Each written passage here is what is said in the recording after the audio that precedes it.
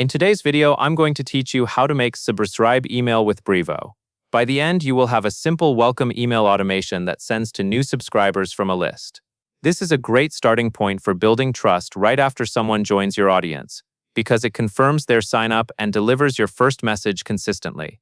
Start inside your Brevo dashboard and look to the left sidebar. Find automations and click it.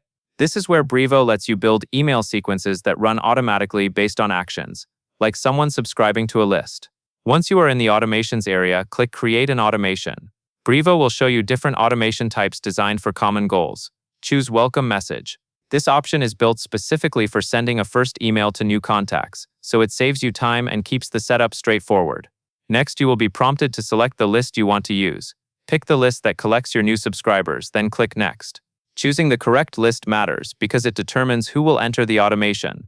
If you have multiple lists, take an extra moment to confirm you are selecting the one tied to your sign-up form. Now set the delay. Change the delay to 1 minute, then click Next. This short delay is helpful because it gives Brevo a moment to process the new subscription, and it can prevent the email from firing too instantly. It also creates a small buffer that can make delivery more reliable. After that, select your email template and click Next. Choose a template that matches your brand and clearly welcomes the subscriber.